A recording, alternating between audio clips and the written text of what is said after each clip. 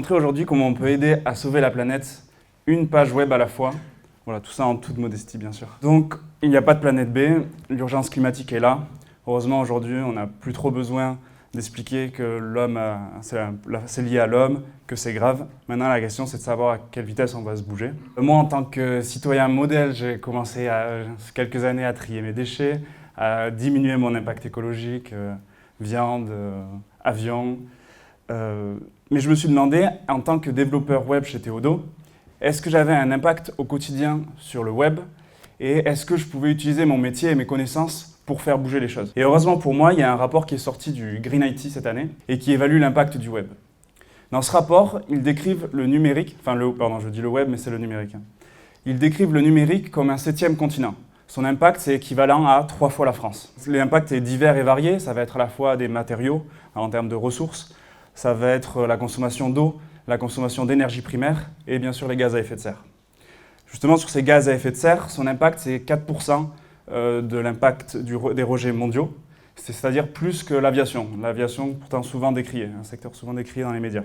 Le facteur numéro 1 de l'impact du numérique, ça va être la fabrication des terminaux, et notamment nos terminaux, les téléphones, les ordinateurs. Ça, c'est à hauteur de 40% de l'impact du numérique. 56%, ça va être l'utilisation de la donnée.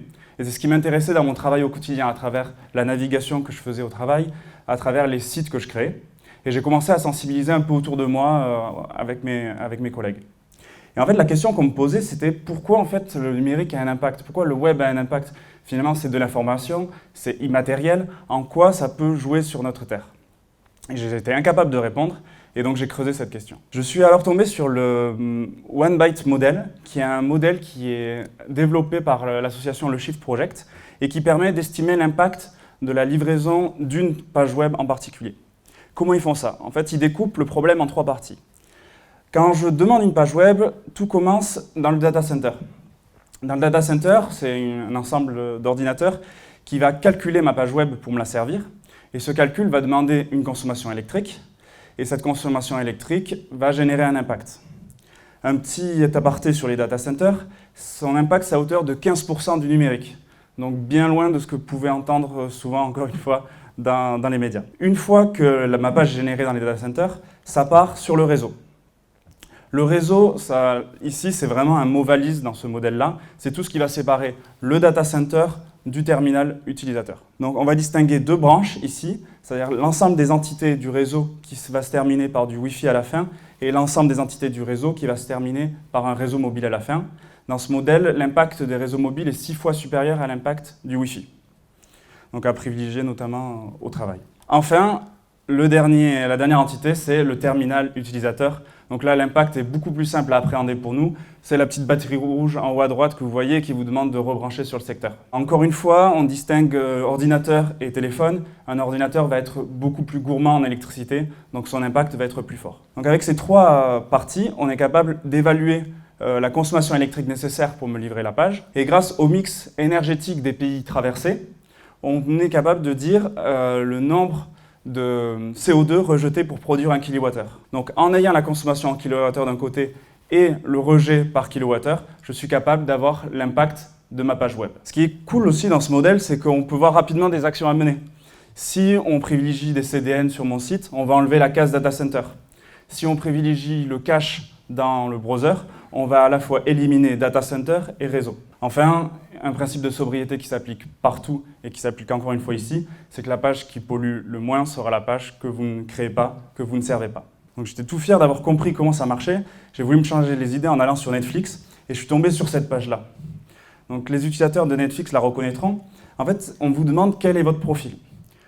Je trouve cette page hyper frustrante parce que je suis le seul à utiliser mon navigateur et pourtant à chaque fois que j'utilise Netflix, je dois indiquer qui je suis, alors qu'il peut être capable de se souvenir.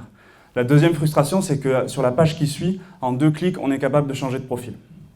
Je me suis dit, ça c'était l'exemple parfait d'une mauvaise sobriété. Une petite parenthèse, c'est qu'il y a peut-être une raison pour que Netflix fasse cette page. Donc si jamais vous connaissez la raison, attendez la fin du talk pour le dire, sinon ça casse tout ce que je dis après.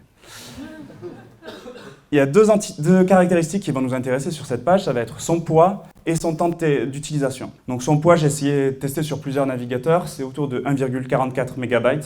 c'est pas énorme, car la moyenne est autour de 3 MB aujourd'hui. Ça peut être énorme, c'est vrai que si on réfléchit, c'est juste 4 carrés multicolores. Et j'ai mis 15 secondes de temps d'utilisation parce qu'en fait c'est très rapide, je sais où cliquer, je la connais par cœur cette page. Voilà. Quel est l'impact de cette page? Le découpage qu'on a fait précédemment, on peut avoir l'impact du data center, donc ici c'est l'unité, c'est grosso modo c'est Cisco qui a évalué la quantité d'électricité en 2019 pour les data centers nécessaires et le trafic. Donc on a 54 mg liés au data center, dans les réseaux c'est un peu plus, c'est moins efficace, 114 mg de CO2 équivalent. Enfin, sur mon ordinateur, c'est autour de 26 mg, car ça dure 15 secondes, c'est très rapide. Ce qui nous fait la somme totale de 194 mg de CO2 équivalent. Pour amener un radis à mon assiette, c'est 6 grammes. Donc c'est vraiment pas grand-chose, 194 mg, je ne tue pas la planète en voyant cette page. Mais ce qui est intéressant, en fait, c'est de voir les choses de l'autre côté, du côté développeur informatique, de acteur du numérique, du côté de Netflix. Netflix, qu'est-ce que c'est? C'est 139 millions d'utilisateurs par an, d'utilisateurs déclarés. C'est 46% qui estiment y aller plusieurs fois par semaine sur Netflix. Pourquoi je vois cette page en fait? C'est parce que le cookie qui est chargé de se rappeler de moi, il ne dure que 30 minutes. Donc si j'espace mes visites de 30 minutes, je revois cette page. On peut estimer donc que cette page est servie 11 milliards de fois par an à travers le monde.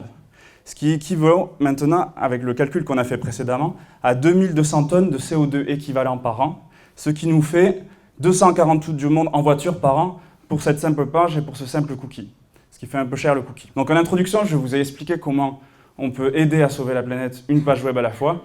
Je vais tenir mes promesses. Donc j'ai développé une petite extension qui permet en fait, qui a deux avantages. En fait, ce qu'elle fait, c'est qu'elle rallonge la durée du cookie. Donc elle a deux avantages, c'est qu'elle diminue l'impact écologique de cette page, et en plus, vous n'êtes plus obligé de voir cette page qui ne sert vraiment à rien. Donc maintenant, mon but, c'est essayer de faire connaître un peu cette extension et même un article. Et si on se bouge, peut-être que Netflix nous entendra et enlèvera cette page. On ne sait jamais. Pour aller beaucoup plus loin que ça, je conseille toutes les ressources que développe le Green IT, notamment le rapport dont j'ai parlé au début. Il y a aussi le livre Sobriété numérique de Frédéric Bordage.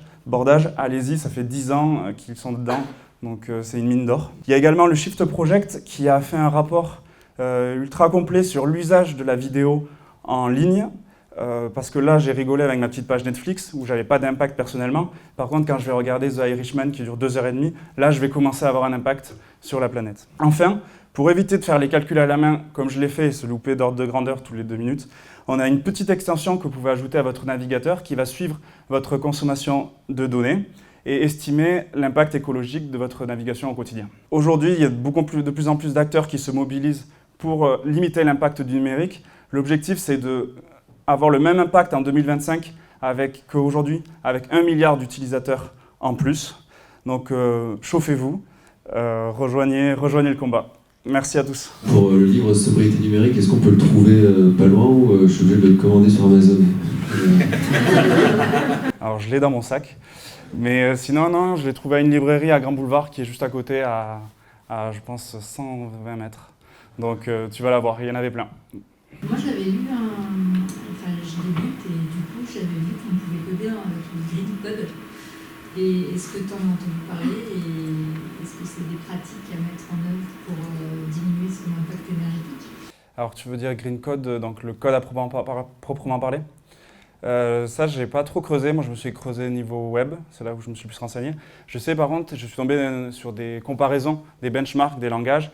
Par exemple, le C va être vraiment le langage le plus intéressant d'un point de vue écologique, contrairement au Python, par exemple. Parce que ce qui va être intéressant, ça va être la taille, ça va être aussi le temps de calcul nécessaire.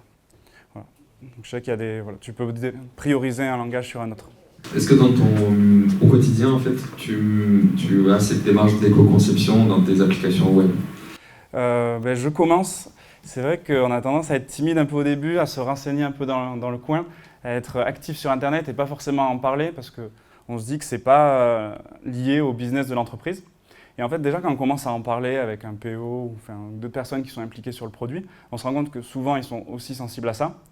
Et en plus, les idées écologiques sont souvent des idées frugales, c'est des idées, il faut aller à l'essentiel, et ça a aussi un intérêt business. Donc là, maintenant, on se pose la question, quand on élabore une feature dans mon travail, sur mon projet. Est-ce que les chiffres que tu as présentés étaient localisés en France parce qu'on a une électricité relativement bas carbone, et c'est pas du tout pareil dans plein d'autres pays? Ouais, exactement. Et donc c'est cette extension-là. En fait, j'ai utilisé la consommation bas carbone pour la partie sur mon ordinateur, parce que je suis en France. Après, pour la partie réseau et data center, j'ai pris les États-Unis. Après, j'ai pris la moyenne mondiale. C'est vrai qu'on est autour de, dans ce modèle-là, c'est 35 grammes de CO2 rejeté par kilowattheure. C'est très bas en France parce que le nucléaire est présent. Sur la moyenne mondiale, on va plutôt être autour de 500, donc c'est pas du tout le même ordre de grandeur. Donc en gros, il faut bouger les data centers en France, quoi. C'est une bonne réponse. Moi j'avais une question par rapport à la conception de site internet. Ouais. J'ai lu des choses comme quoi c'est plus écologique de développer un site statique ou ce qui suit une mouvance serverless qu'un site classique avec backend, etc. J'arrive pas à trouver réellement des sources pour appuyer ça, voir si c'est vrai ou pas. Est-ce que tu as des informations ? Oui, niveau statique, c'est vrai que des frameworks comme, on parle beaucoup de Gatsby, mais même des frameworks comme Hugo sont recommandés dans la communauté Green IT. Et après, le serverless, ça va être lié à cette question du data center, d'avoir moins de ressources utilisées, moins de navigateurs aussi qui sont endormis et qui ne servent à rien, qui ne sont pas utilisés. Donc là, ça a vraiment un intérêt à ce niveau-là. Okay, merci. Et statique, c'est aussi pour pouvoir cacher au maximum et éviter l'appel réseau et l'appel data center.